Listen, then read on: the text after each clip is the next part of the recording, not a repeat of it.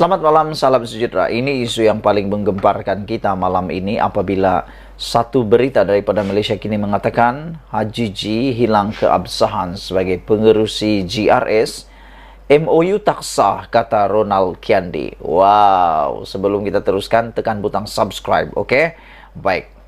Naib Presiden Bersatu Ronald Kiandi mendakwa Haji G Nur tidak lagi mempunyai keabsahan untuk kekal sebagai pengerusi Gabungan Rakyat Sabah GRS. Justru kata Ronald Kiandi, perjanjian persefahaman MOU bersama Pakatan Harapan PH yang ditandatangani oleh Haji G semalam tidak sah. Saya menegaskan bahawa Haji G yang dilantik sebagai pengerusi GRS atas kapasiti beliau sebagai Ketua Badan Pimpinan Negeri Bersatu Sabah sebelum ini tidak lagi mempunyai keabsahan untuk kekal sebagai pengerusi GRS oleh kerana tindakan beliau keluar dari Bersatu, kata Ronald Kiandi. Oleh itu, keahlian beliau dalam GRS kini hanyalah sebagai ahli individu dan kedudukan beliau sebagai pengerusi GRS hendaklah diputuskan semula oleh Majlis Tertinggi GRS. Berikutan ini, perjanjian persefahaman gabungan parti-parti politik menyokong kerajaan persekutuan pimpinan PH yang ditandatangani oleh Haji G sebagai pengerusi GRS semalam tidak sah dan tidak mewakili aspirasi Bersatu, kata Ronald Kiandi lagi. Sebelum kita teruskan isu yang hangat ini, jangan lupa kamu tinggalkan komen Anda pada pendapat Anda. Benarkah Haji G Nur telah pun kehilangan keabsahannya, hilang keabsahannya sebagai pengerusi GRS selepas beliau bertindak keluar daripada Parti Bersatu baru-baru ini? Pada pendapat saya, keabsahan itu adalah boleh dipersoalkan. Sejauh mana itu, tinggalkan komen Anda, ikuti terus ulasan selepas ini. Selamat petang, salam sejahtera saudara-saudara sekalian. Inilah yang kita tunggu-tunggu, jawaban daripada Muhyiddin Yassin selepas beberapa jam perjanjian MOU antara Kerajaan Perpaduan dengan parti-parti komponen yang menganggotai Kerajaan Perpaduan yang telah ditandatangani kemarin. Apa kata Muhyiddin? Itu yang kita nak tunggu. Apa yang beliau sangka dan apa yang beliau akan jawab. Okey, baiklah. Muhyiddin kata MOU tunjukkan seolah-olah Anwar tak yakin. Wow, sebelum kita teruskan ulasan ini, jangan lupa kamu tinggalkan komen kamu, tekan butang subscribe dan share video ini untuk semua orang. Baiklah. Muhyiddin kata MOU yang ditandatangani semalam menunjukkan seolah-olah Anwar tak yakin. Saya teringat satu perkara dulu ketika Parlimen seakan-akan didaruratkan oleh Muhyiddin Yassin.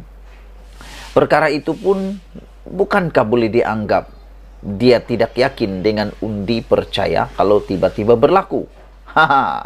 Saudara-saudara, perjanjian pemufakatan kerjasama MOU antara Perdana Menteri Anwar Ibrahim dan pemimpin parti politik hanya membuktikan pengerusi PH itu tidak yakin dapat meraih sokongan majoriti di Parlimen dalam undi percaya pada Isnin ini, dakwa pengerusi Perikatan Nasional Muhyiddin Yassin.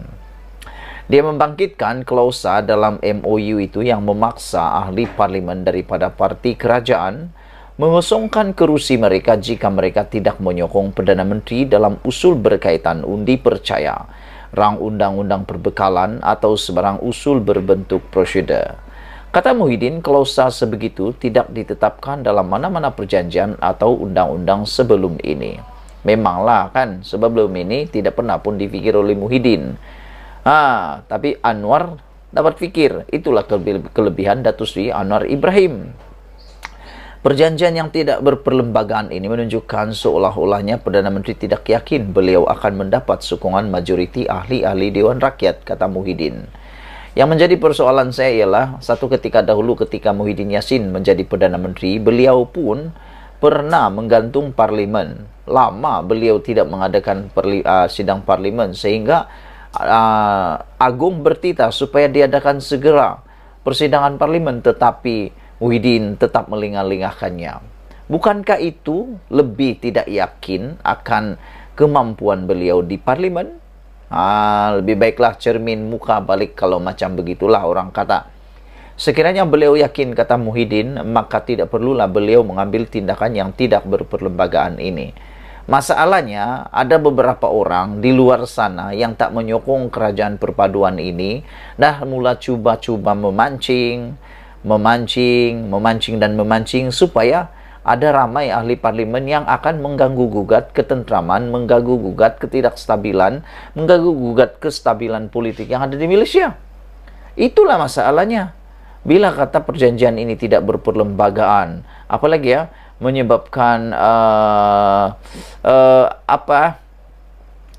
keyakinan itu tidak wujud, maka kita harus bercakap tentang tindakan beberapa orang di luar sana yang seolah-olah yang mahu memancing parti-parti politik lain untuk menarik sokongan. Itulah masalah dia, saudara-saudara sekalian. Perjanjian yang tidak berperlembagaan ini menurut Muhyiddin seolah-olah Perdana Menteri tidak yakin beliau akan mendapat sokongan majoriti ahli-ahli Dewan Rakyat. Sekiranya beliau yakin, maka tidak perlulah beliau mengambil tindakan yang tidak berperlembagaan ini, kata Muhyiddin. Lebih daripada itu, saya bimbang sekiranya perjanjian ini dianggap sah, maka kerajaan pimpinan PH akan memaksa ahli-ahli Dewan Rakyat mereka mengundi usul-usul atau rang undang-undang lain pada masa akan datang, termasuk berkaitan dengan perlembagaan, pindahan perlembagaan, katanya dalam satu kenyataan hari ini.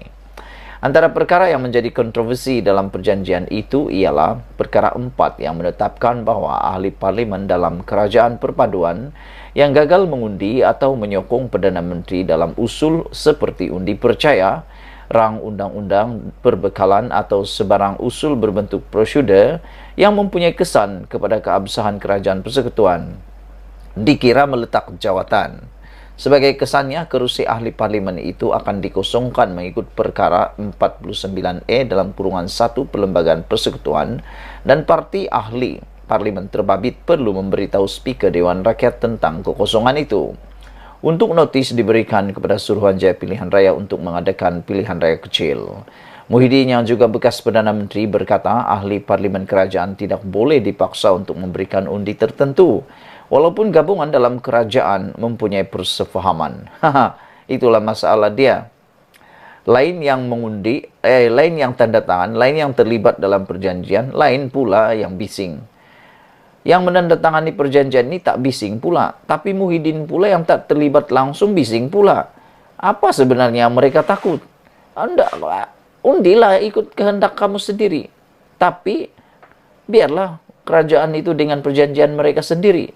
Ini kerana, menurut Muhyiddin lagi, ini kerana seperti mana yang didakwa oleh Perdana Menteri, beliau telah mempunyai sokongan 148 ahli Dewan Rakyat, iaitu genap majoriti 2/3 ahli Dewan Rakyat, yang membolehkan pindahan perlembagaan dibuat.